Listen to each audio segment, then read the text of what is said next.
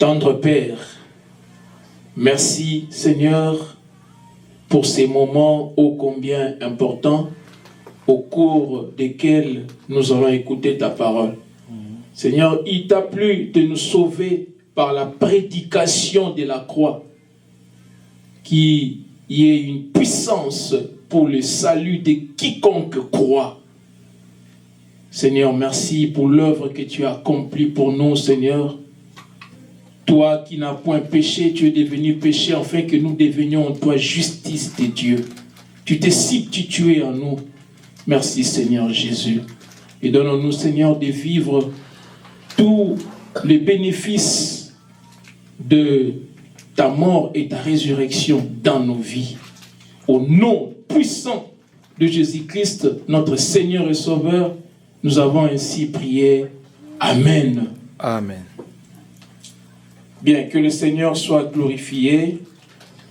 Et notre enseignement de ce matin, de cet après-midi plutôt, nous l'avons intitulé de la manière suivante: le bénéfice de la mort et de la résurrection de Jésus-Christ dans la vie du croyant. Sans plus tarder, nous allons lire dans le livre de 1 Corinthiens, chapitre 15, du verset 14 jusqu'au verset 19. 1 Corinthiens, chapitre 15, verset 14, du verset 14 jusqu'au verset 19. J'ai lu au nom du Seigneur. La parole déclare: et si Christ n'est pas ressuscité, notre prédication est donc vaine, et votre foi aussi est vaine. Il se trouve même que nous sommes des faux témoins à l'égard de Dieu, puisque nous avons témoigné contre Dieu qu'il a ressuscité Christ, tandis qu'il ne l'aurait pas ressuscité si les morts ne ressuscitent point.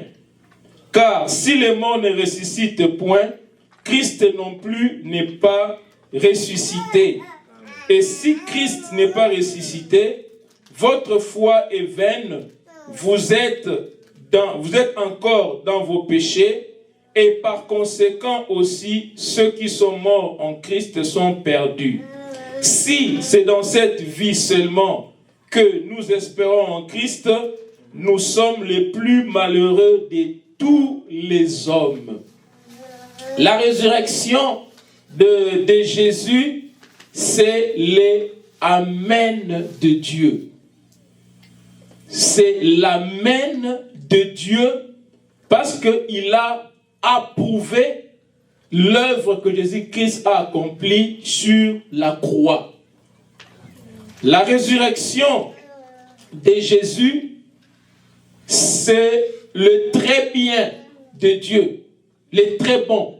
Vous savez, quand Dieu, dans le récit de la création dans le livre de Genèse, quand Dieu créait les mondes, il disait à chaque fois que c'était bon.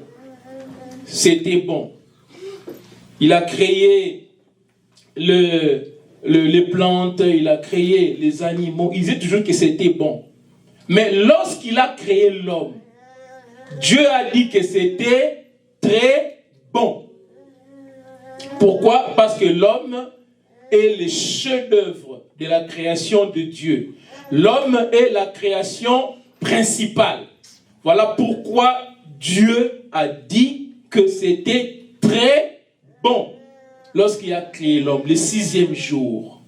Et la création a commencé avec la création. L'humanité a commencé avec la création de l'homme.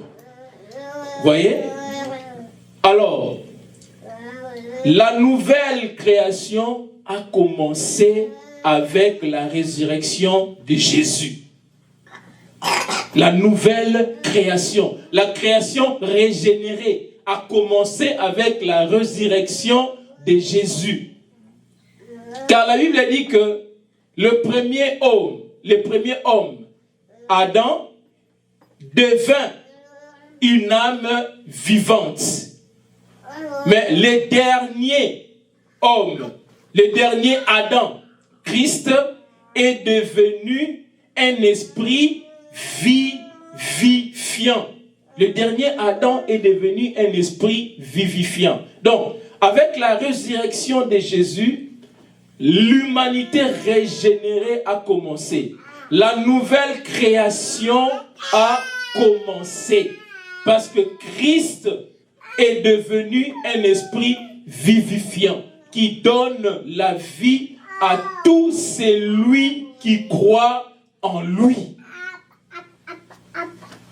Amen. Il y a un théologien écossais de l'église presbytérienne qui a dit ceci à propos de la résurrection. Il a dit ça en anglais. Nous allons lire et ensuite nous allons traduire. Il a dit, God exercised a power over himself and quenched the flames of his own wrath that was harder than millions of Nebuchadnezzar furnaces. He unlocked the prison door wherein the curses of the law had lodged our Savior. How admirable was it that he should be raised from under the curse of the law and the infinite weight of our sins, and brought forth with success and glory after his sharp encounter with the powers of hell. In this, the power of God was gloriously manifested. If he had remained in the grave, it had been reasonable to believe him only an ordinary person, and that his death had been the just punishment of his presumption in calling himself the Son of God. Qu'est-ce que Thomas Boston a dit? Il a dit que Dieu a exercé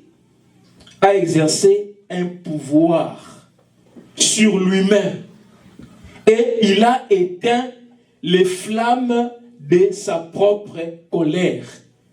Alors il dit que les flammes de la colère de Dieu, c'était des millions de fois plus que les flammes de la fournaise ardente de Nebuchadnezzar. Nebuchadnezzar, il avait chauffé la fournaise ardente combien de fois avant de jeter Shadrach, Meshach et Abednego? 7 fois. Maintenant ici, Thomas Boston dit que les flammes de la colère de Dieu étaient des millions de fois plus que la fournaise ardente de Nebuchadnezzar. Alors il dit que Dieu a déverrouillé les portes de la prison dans laquelle la malédiction de la loi avait logé notre Seigneur Jésus-Christ. Maintenant, il dit combien cela était admirable que Dieu puisse ressusciter Jésus-Christ de sous la malédiction de la loi, de l'infini poids de nos péchés qu'il avait portés, et de les faire sortir de là et de les remettre à nouveau sur la terre avec succès et gloire après que Jésus a rencontré le pouvoir de l'enfer. Maintenant, il dit que en ça, le pouvoir de Dieu a été glorieusement manifesté. La puissance de Dieu a été glorieusement manifestée. Ensuite, il dit encore, si Jésus était resté dans la tombe, on aurait cru en lui comme un homme ordinaire. On aurait cru en lui comme une personne ordinaire. On aurait cru en lui comme Mahomet. On aurait cru en lui comme Bouddha. On aurait cru en lui comme Branham. On aurait cru en lui comme Confucius. s'il était resté dans la tombe et que sa mort aurait été une punition juste de sa présomption parce qu'il s'est fait appeler le Fils de Dieu. Voyez, mais heureusement que Jésus n'est pas resté dans la tombe. La résurrection de Jésus est la main de Dieu. Ça montre que Dieu a approuvé l'œuvre que le Seigneur Jésus-Christ a accomplie à la croix. Et Dieu l'a ressuscité en le faisant sortir du tombeau. Et cette prédication de la croix, c'est une folie pour les gens qui périssent.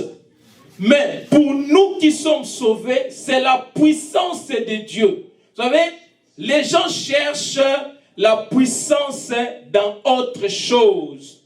Mais ils ne cherchent pas la puissance là où Dieu l'a placée. Dieu a placé la puissance dans la prédication de la croix. C'est cette prédication qui a bouleversé le monde. C'est cette prédication qui a rendu des hommes poltrons, des hommes peureux, en des courageux, en des hommes qui ont bravé la peur de la mort, des hommes qui ont accepté de mourir en martyr. La prédication de la croix, c'est une puissance pour le salut de quiconque croit. C'est une folie pour ceux qui périssent. La Bible dit que le juif demande le miracle. Les Grecs cherchaient la sagesse. Mais nous prêchons Christ crucifié. Folie pour les Grecs. Scandale pour les Juifs. Les gens cherchent les miracles. Les gens cherchent la sagesse. Mais nous prêchons Christ crucifié. C'est ça là où la puissance de Dieu réside. C'est cette prédication qui change de vie, où une femme de joie est transformée en femme de valeur, où un brigand est transformé en un citoyen, en bon citoyen dans la société. C'est la prédication de la croix qui change de vie. C'est la prédication de la croix qui touche le cœur. Vous savez, aujourd'hui, beaucoup de serviteurs de Dieu se comportent comme des médecins qui demandent aux patients d'écrire leurs propres ordonnances. Les hommes de Dieu, ils veulent donner aux gens ce dont les gens ont besoin. Les gens demandent quoi? Les gens demandent le miracle. D'autres demandent la sagesse. Mais personne ne veut entendre la prédication de la croix. Cette prédication qui met les gens mal à l'aise. Cette prédication qui pointe du doigt le péché. Cette prédication qui demande aux gens de se repentir. Cette prédication qui demande aux gens de tourner le dos au péché. Les gens ne veulent pas cela. Et lorsque quelqu'un cherche à être connu, quand quelqu'un vient dans les ministères pour chercher de l'argent, il va chercher l'approbation des hommes et changer les messages. Au lieu d'écrire la prescription aux malades, c'est le médecin qui fait la prescription aux malades. Les médecins ne demandent pas aux malades de faire leur propre prescription. Les médecins ne disent pas quel médicament souhaiteriez-vous que nous puissions vous prescrire. Ce n'est pas ça. Le médecin, il prescrit les médicaments parce que c'est lui qui a fait le diagnostic. C'est lui qui connaît le médicament qui va guérir cette maladie et il va prescrire. Et le patient n'a pas d'autre choix de prendre le médicament, même si la pilule est amère. Même si la pilule est amère, mais pour sa guérison, le patient est obligé de la prendre. Même si cette prédication ne vous fait pas plaisir, mais pour votre salut, vous avez intérêt à vous repentir. Parce que c'est ça, la prédication qui a la puissance de transformer, de changer des vies. Christ n'est pas ressuscité pour les finances. Christ est ressuscité pour que nous puissions vivre en nouveauté des vies. L'apôtre Paul dit que si c'est dans cette vie seulement que nous croyons en Jésus, nous sommes le plus malheureux de tous les hommes. Toi, tu crois en Jésus pour avoir des voitures, pour avoir des véhicules. Ce n'est pas dans cette vie. Nous croyons en Jésus pour la vie éternelle. Vous voyez, la prédication de la croix, cette prédication qui change des vies. Alors, nous voyons à quel point la résurrection est importante pour la foi chrétienne. La résurrection, c'est un fait historique. C'est un fait historique. Il y a des preuves que Jésus-Christ est ressuscité. C'est un fait historique. Ce n'est pas une invention des apôtres. C'est un fait historique. Malgré toutes les manœuvres de l'ennemi pour nier la résurrection, mais il n'est jamais parvenu à le faire parce que c'est un fait historique.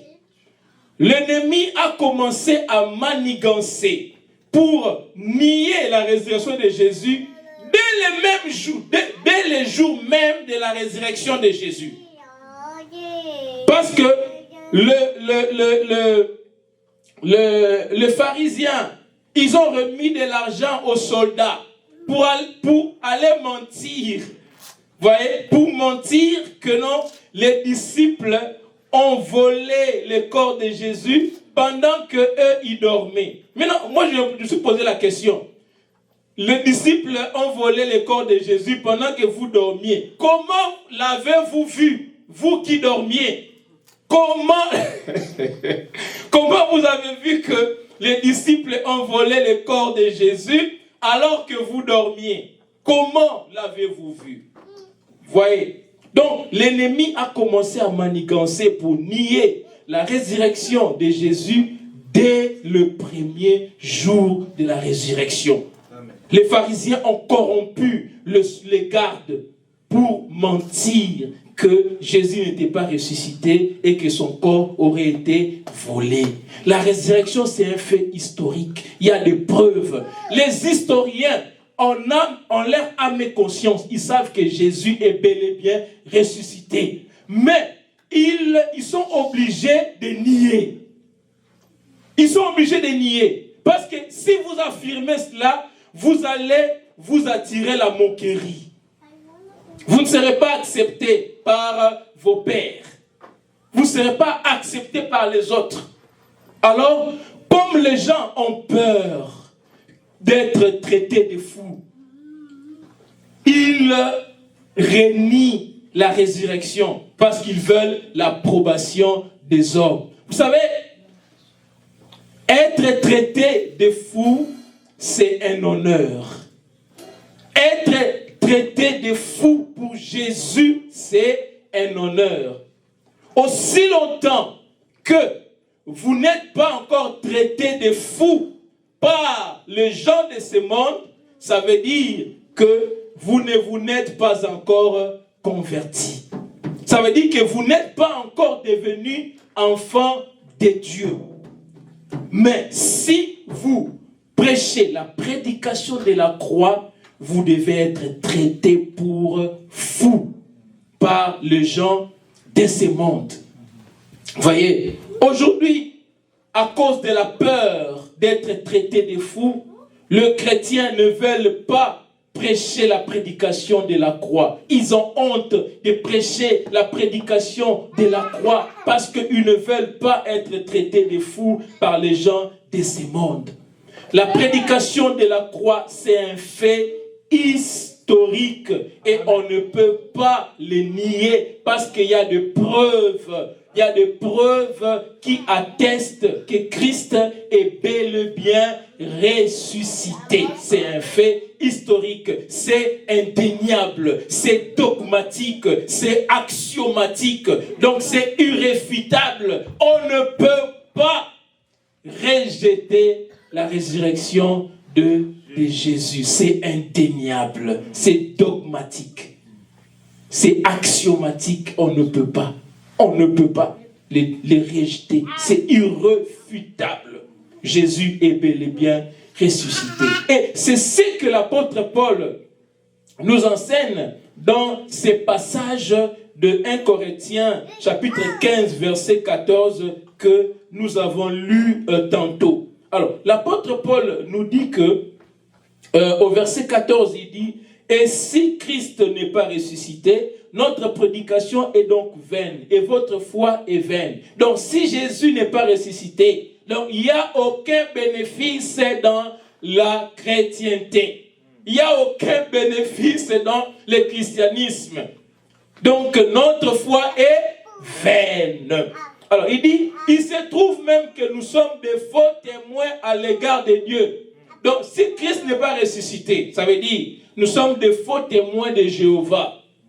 Parce que nous témoignons que Dieu l'a ressuscité des morts, alors que Dieu ne l'aurait pas fait. Si Christ n'était pas ressuscité. Donc, nous sommes des faux témoins de Jéhovah. Mais Christ est ressuscité. Il dit aux chrétiens de Corinthe, comment vous, les chrétiens, vous pouvez dire que la résurrection n'existe pas? Alors que vous avez des preuves que Christ est bel et bien ressuscité.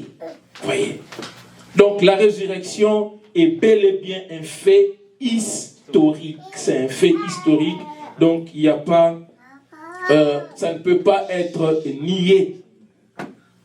Alors, toute chose dans le christianisme dépend sur les faits historiques de la résurrection. La résurrection, c'est la base du christianisme. La résurrection, c'est l'épicentre du christianisme. C'est la pierre angulaire du christianisme. C'est pour cela que l'ennemi fait tout pour attaquer la résurrection afin qu'il puisse détruire le christianisme. Mais il ne réussira jamais de les détruire. Amen. Voyez? Donc, nous allons maintenant parler des bénéfices de la résurrection, de la mort et de la résurrection de Jésus dans la vie du croyant. Alors, avant de parler des bénéfices, il faut d'abord savoir pourquoi est-ce que Jésus-Christ est venu dans le monde. Pourquoi est-ce que Jésus est venu dans le monde? Alors nous allons lire dans le livre de Matthieu chapitre 18, verset 11. Matthieu chapitre 18, verset 11.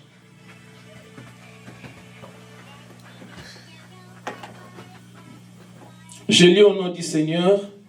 La parole déclare, car le Fils de l'homme est venu sauver ce qui était perdu.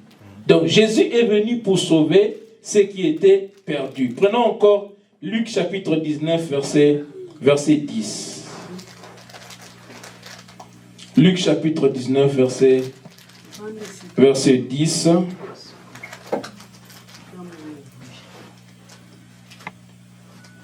La parole déclare, car le Fils de l'homme est venu chercher et sauver ce qui était perdu. Prenons encore 1 Timothée chapitre 1, verset 15. 1 Timothée chapitre 1, verset 15. La parole déclare, c'est une parole certaine et entièrement digne d'être reçue que Jésus est venu dans le monde pour sauver les pécheurs dont je suis le premier. Jésus est venu pour sauver les pécheurs. Maintenant, qui sont ces pécheurs? Qui sont ces pécheurs que Jésus est venu sauver? Prenons Matthieu chapitre 20, verset 28. Matthieu chapitre 20, verset 28. Alors, la parole déclare, c'est ainsi que le Fils de l'homme est venu, non pour être servi, mais pour servir et donner sa vie comme la rançon de plusieurs. Ces pécheurs, ici, on dit que c'est plusieurs. Prenons Galates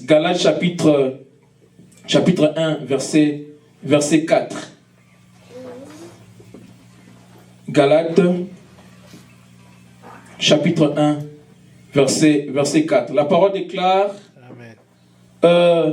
qui s'est donné, donc Jésus, qui s'est donné lui-même pour nos péchés, afin de nous arracher du présent siècle mauvais, selon la volonté de Dieu notre Père. Donc, ces pécheurs, c'est nous.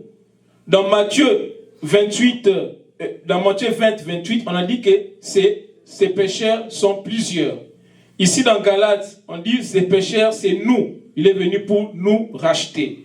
Maintenant, prenons Éphésiens chapitre 5, versets 25 à 27. Éphésiens chapitre 5, verset 25 à 27. Voilà, la parole déclare, Marie, aimez vos femmes comme Christ a aimé l'Église et s'est livré lui-même pour elle, afin de la sanctifier par la parole après l'avoir purifiée par le baptême d'eau, afin de faire paraître devant lui cette Église glorieuse, sans tache, ni ride, ni rien de semblable, mais sainte et irrépréhensible. Ici, on voit que ces pécheurs sont l'Église. Vous voyez, Jésus-Christ est venu, Jésus-Christ a aimé l'Église et s'est livré lui-même pour elle. Donc ces pécheurs, ils sont plusieurs, c'est nous, c'est l'Église. Tous ces termes ici désignent un même groupe d'individus. Prenons Tite chapitre 2 verset 14. Tite chapitre 2, verset 14. La parole déclare, qui s'est donné lui-même pour nos péchés, afin de nous racheter. Non, ça je l'avais déjà lu. Voilà, donc, ces pécheurs, c'est nous, c'est l'Église. Alors, Jésus-Christ est venu pour racheter, pour sauver l'Église. Jésus-Christ n'est pas venu pour sauver le monde entier. Il est venu pour les élus. Alors, dans le passage de Jean 3,16, on dit quoi? Dieu a tant aimé le monde qu'il a donné son Fils unique, afin que quiconque croit en lui ne périsse point, mais qu'il ait la vie éternelle. On dit que Dieu a tant aimé le monde. Ici, le monde en grec veut dire cosmos, l'univers. On peut le considérer comme univers, comme nous voyons dans les passages de Matthieu, chapitre 4, verset... Matthieu chapitre 4, verset 8. Matthieu 4, 8. La parole déclare, le diable les transporta encore sur une montagne très élevée, lui montra tous les royaumes du monde et leur gloire. Donc ici, le monde, c'est présenté comme l'univers. Mais le monde par métonymie peut aussi représenter les habitants, ses habitants. Donc quand on parle du monde par métonymie, ça peut représenter ses habitants. Métonymie, c'est quoi? Métonymie, c'est une figure de style par laquelle on désigne les tout par la partie et les contenus par les contenants. Par exemple, quand quelqu'un dit que j'ai bu un verre, c'est une métonymie. Quand on dit qu'il a bu un verre, il n'a pas bu le verre, mais il a bu le contenu du verre. Mais on désigne le contenu par le verre. Vous voyez? Quand on dit à quelqu'un, mais tu as du talent, tu dois te montrer au monde. On ne dit pas qu'il doit se montrer au monde entier, mais il doit se montrer à une portion de gens de ces mondes. Donc on prend une portion pour l'ensemble. Donc, c'est cette figure de style qu'on appelle la métonymie. Alors, par métonymie, le monde, quand on parle du monde, ça veut dire sans distinction de race, de tribus, mais ce n'est pas sans exception. Ce n'est pas sans exception. Ce sont uniquement les élus. Mais ces élus sont à travers le monde. Vous voyez? Alors, comme la Bible s'interprète par la Bible, prenons d'autres passages pour confirmer ce que nous sommes en train de dire. Prenons Jean chapitre 7, verset 4. Jean chapitre 7, verset 4. Jean 7, 4. La parole déclare: personne n'agit en secret lorsqu'il désire paraître. Si tu fais ces choses, montre toi-même au monde. Quand on dit montre toi-même au monde, ça veut dire à toutes les personnes du monde? Non. C'est à une portion des habitants de ce monde. Prenons encore un autre passage. Actes chapitre 17, verset 31. Actes chapitre 17, verset 31.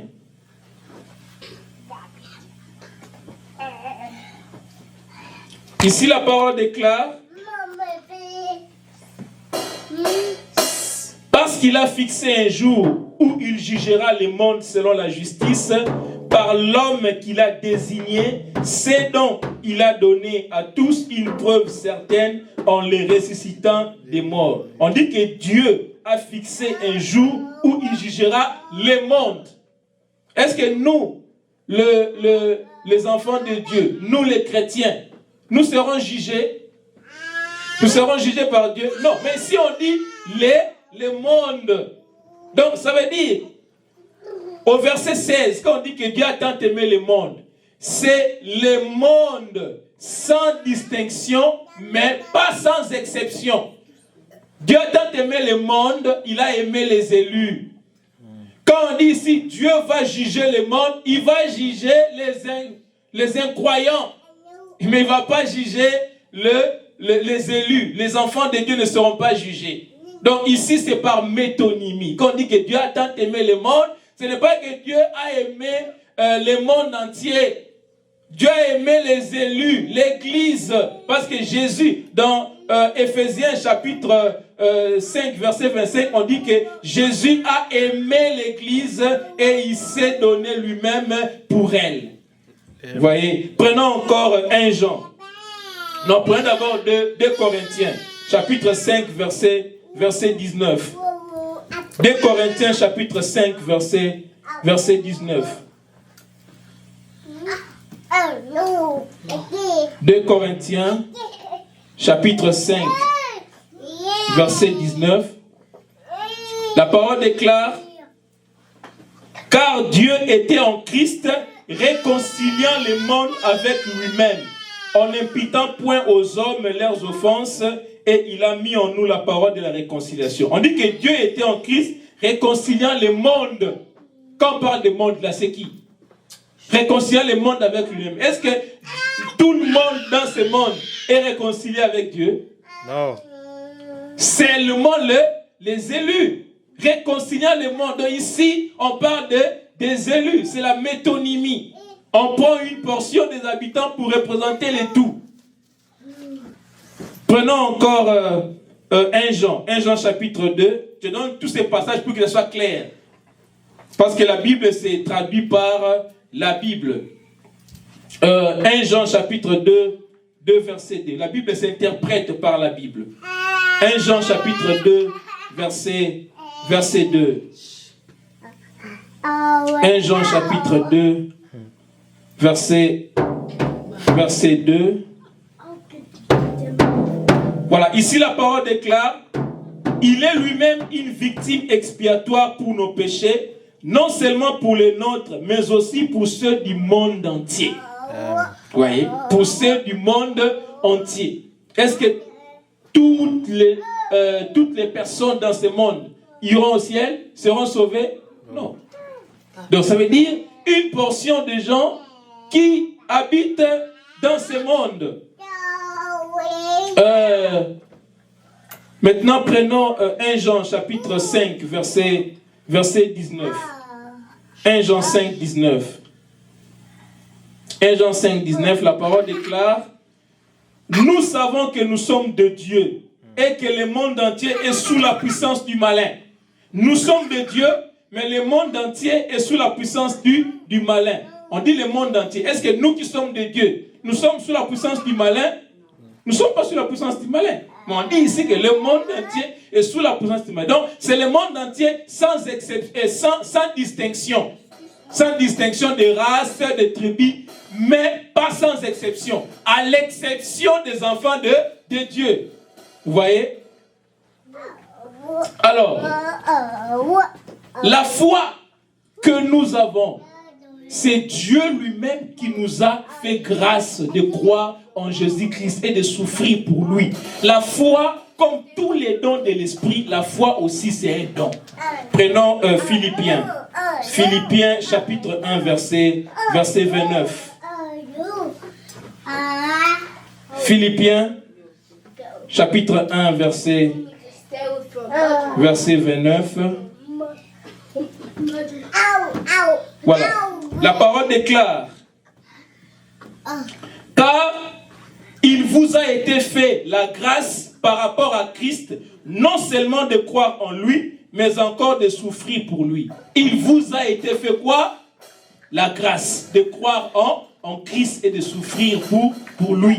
Donc croire en Jésus, c'est une grâce que nous recevons de la part de Dieu. Alors prenons Romains chapitre 9 verset 18. Romains chapitre 9 verset 18.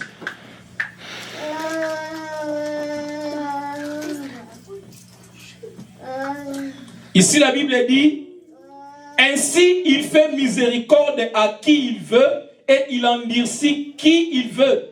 Vous avez vu ça? Dieu fait miséricorde à qui il veut et il endurcit qui il veut. Si on lit au verset 17, car l'Écriture dit à Pharaon: je t'ai suscité à dessein pour montrer en toi ma puissance, afin que mon nom soit publié par toute la terre.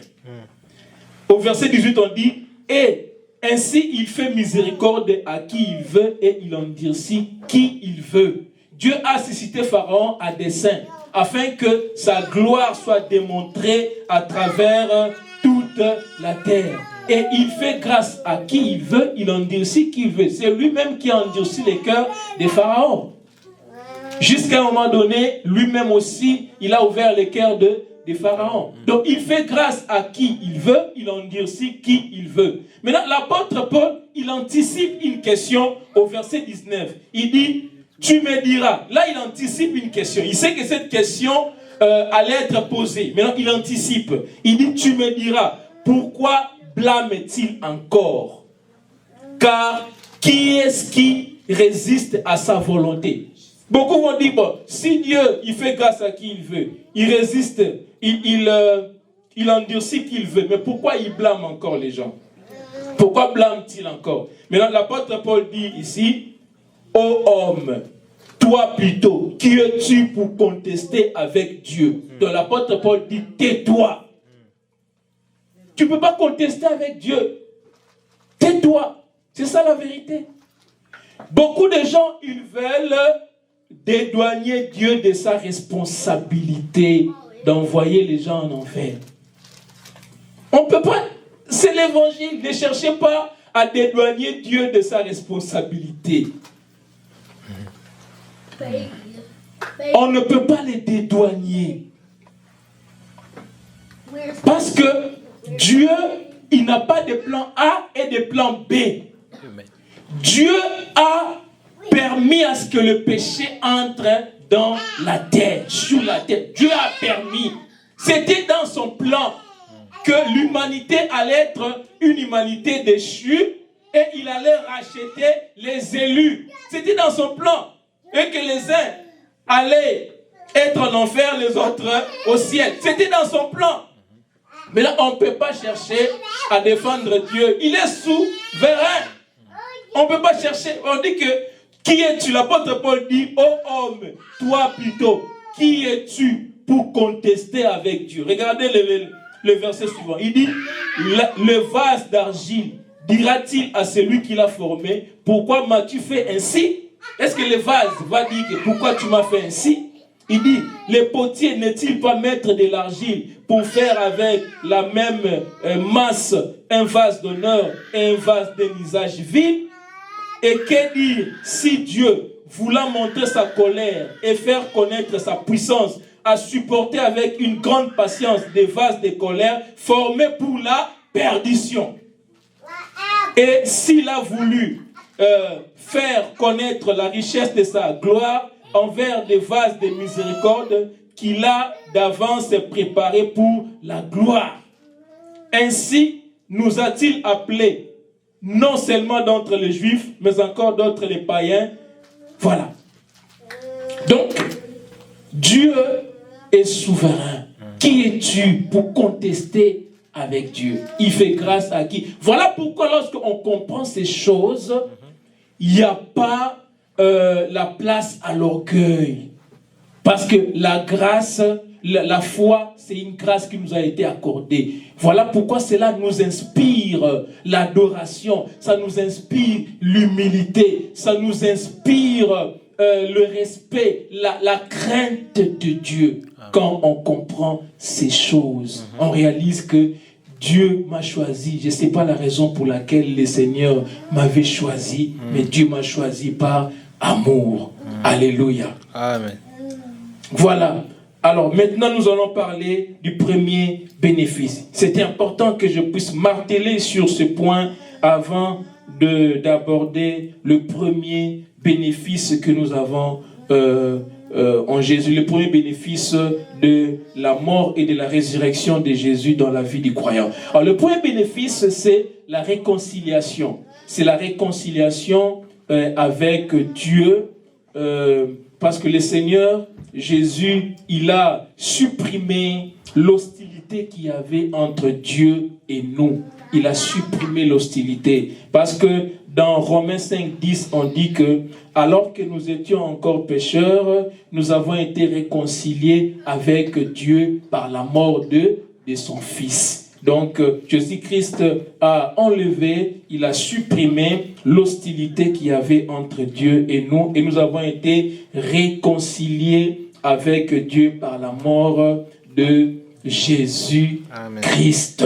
On a été réconciliés avec Dieu par la mort de Jésus-Christ. Donc ça, c'est le premier bénéfice que nous avons le premier bénéfice que nous avons à propos de la mort et de la résurrection de Jésus-Christ. Alors, prenons Éphésiens chapitre 2, verset 15 à 16. Éphésiens chapitre 2, verset 15 à 16.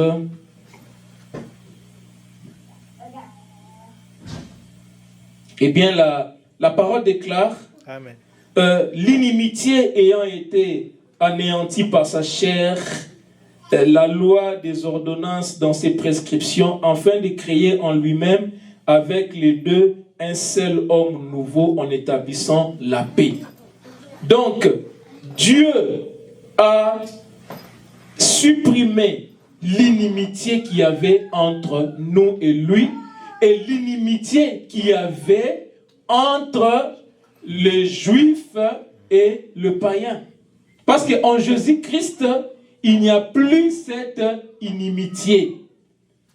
En Jésus-Christ, nous sommes un seul peuple. Nous sommes l'humanité régénérée. En Jésus-Christ, il n'y a ni juif, ni grec. Il n'y a ni homme, ni femme. Nous sommes tous un en Christ. Donc en Jésus, nous sommes tous chrétiens. Donc l'Église aujourd'hui, c'est Israël internationalisé. Donc c'est Israël internationalisé. Donc c'est devenu international. Donc Jésus-Christ a inclus il a réuni en une seule personne Israël et les gentils, donc les Israélites et les gentils, les Juifs et les gentils. En Christ, nous devenons tous chrétiens. Devenons tous, donc, le mur de séparation a été écroulé. La réconciliation avec Dieu et aussi la réconciliation entre nous. La réconciliation entre les Juifs et les païens, les Juifs et les Grecs. Des deux, Jésus-Christ en a fait une humanité nous régénérée. Alors, deuxième bénéfice, c'est la justification. Deuxième bénéfice que nous avons, c'est la justification. Mais je vois le temps qui nous est imparti touche à sa fin. Alors, nous allons aborder le deuxième bénéfice, parce qu'il y en a 6. Nous allons aborder les autres bénéfices que nous avons à propos de la mort et de la résurrection de Jésus-Christ. Nous allons les aborder la semaine prochaine. Nous allons aborder les autres bénéfices de la mort et de la résurrection de Jésus dans la vie du croyant. Alors, nous allons conclure avec le passage de 1 Jean. 1 Jean chapitre 1 Jean chapitre 3, versets 1 à 3. Alors, je prends 1 Jean chapitre 3, versets 1 à 3.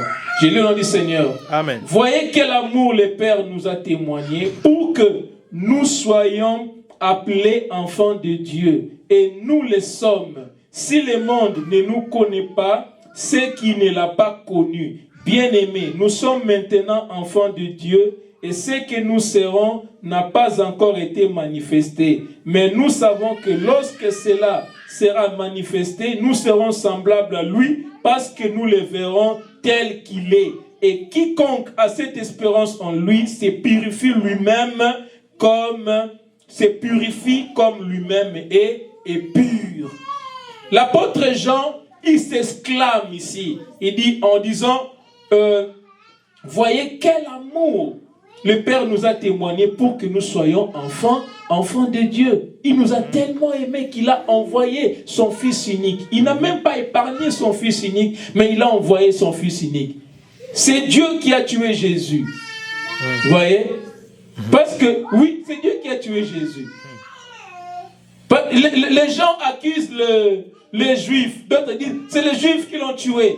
Les uns disent que c'est les Juifs qui l'ont tué. Les autres disent, ce sont les Romains qui l'ont tué.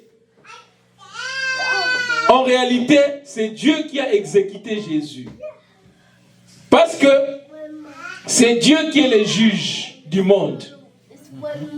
Dieu a puni les péchés du monde en Jésus. Étant le juge du monde, il était le seul à savoir quelle est la punition qu'il devait faire subir à son Fils pour punir le péché du monde. Vous voyez? C'est Dieu qui a fait mourir Jésus.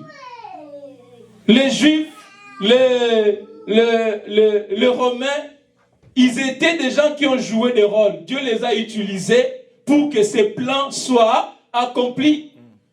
Mais à l'origine, c'est Dieu qui est l'auteur de cela. Vous voyez? C'est Dieu, c'est le plan de Dieu. C'est le plan de Dieu. Alors, voici maintenant quel amour Dieu nous a témoigné pour qu'aujourd'hui nous soyons appelés enfants de Dieu.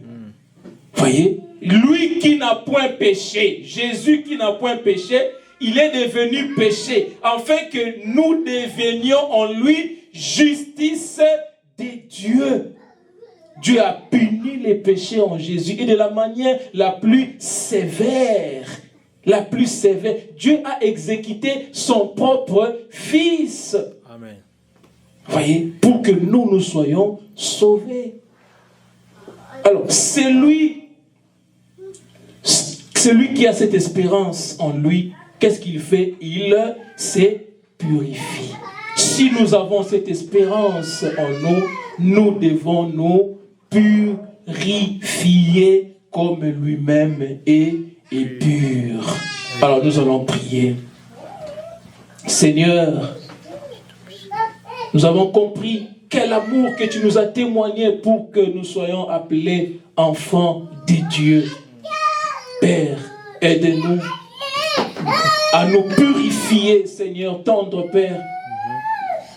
Comme toi qui nous as appelés, tu es pur. Au nom puissant de notre Seigneur Jésus-Christ, nous disons tous Amen.